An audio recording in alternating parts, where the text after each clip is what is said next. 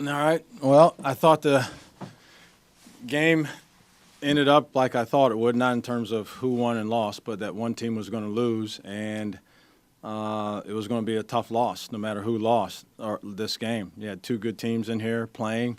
Um, Thought we did a good job. We controlled a lot of the game. We controlled a lot of the game. I think that was fact. And then we couldn't make some plays. They got real aggressive offensively in the second half, attacking the basket, very aggressive. And we relented a couple times, and then we fouled a couple times also. And then it got down to towards the end to the nitty gritty, and we didn't make any plays. One guy goes 1 for 4 from the free throw line. We miss a little runner in there. We miss another layup in transition. We have a wide open three that we miss, and so at some point at that stage of the game, a couple of those plays need to be made. You got to make a couple of those plays, and rotations were a little bit different today. We got, Mo was a little banged up, and so he didn't play today. And just in looking long term for the future, I just thought we were better off just not playing him today. So, John on the right side here. Seemed like midway through the second half when you all built your lead up to about 10 or 11, things just kind of bogged down offensively. All weren't getting many clean looks. What were you seeing offensively about that point in the game? yeah, I mean, I don't know that specific time, but I know there was a time we were stagnant offensively. We were stagnant, and then we had a couple guys that also didn't miss the shot, didn't make a play, and we couldn't get over it. Like we couldn't get over it. We were processing that internally. You could see it on a couple guys here and there, and so you're going to miss more than you make. You got to get to the next thing, but we also just weren't moving as much. We weren't moving. I thought Stephen Clark was a shot in the arm a couple times. They were not guarding him essentially, and then he moved around and found his way into a couple good situations and opportunities for us. But I thought we got stagnant. We settled for some stuff. And then the other thing, we gave up 16 second chance points, is where you're not going to beat a good team when you do that. That's for sure. Andrew in the back left there. Coach, obviously you like to usually roll with a certain group, whoever's got the hot hand late in the game. Saw that you played Colin Murray Boyles in those late minutes. What did you see from him tonight? I mean, the fact that it's only his second clear appearance of the game now. Yeah, he was active. He'll play physical brand of basketball. The game turned into a physical game. He made some good plays defensively. Again, we gave up 16 second chance points, so I thought rebounding was something that he could help us with. Made a nice block shot. Just sometimes he's the type of athlete that can just make a play. So I felt comfortable with him, and there were a couple other guys that maybe normally would have been in there that didn't play great, and so you're searching to some degree as to who's going to play well in those moments.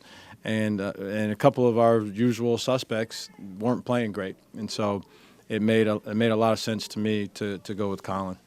Matt in the back right. Yeah, Coach, obviously it's your first road test of the year. The atmosphere pretty tough. Just do you take any amount of pride knowing that your team came in here and competed to the end, or is that something you knew they could do already coming into this? I don't know. You're trying to win a game. Right? You're trying to win a game, and you were there to win the game. I mean, you were in position to win the game. You did enough things. The general body of work, how you conducted your business, how you competed overall to win the game. You're up at halftime. You're up double figures in the second half. Like you did enough to win the game. So that's, if you're thinking about anything other than that, then you're in the wrong profession. So we will go back to the lab and look at and evaluate some of these things. That's a good team. Like they have a good team. I mean, they earned their way into the top 25. They didn't get there because somebody said Brad Brownell's recruiting class was the best ever, and they earned their way into the top 25 by performing. And so they got a good team, and so we have a good team, and we played relatively well for most of the game, and just weren't able to finish it off. Madison in the front here. I'm curious to hear your thoughts on Lon Cooper's performance. I felt like there were moments where he was just kind of everywhere throughout the court. I was curious if you were seeing something similar, something different with his ability to kind of navigate and create some pretty stellar chances for a few of the players. I guess I kind of took it as Talon was doing Talon type stuff at this point. He's shown the ability to to be reliable in those situations, and in creating stuff and reading stuff and seeing stuff. He was cutting. He was active. He was open a couple times under the basket even. But I haven't even looked at. I don't even. I'm not a huge stat guy unless it corroborates my narrative usually. But so I haven't really looked at it like that in detail to see even what his stat line was. But I felt comfortable with him. I did have a sense of just comfortability while he was in there. Alan and then Elijah will get coach out of here.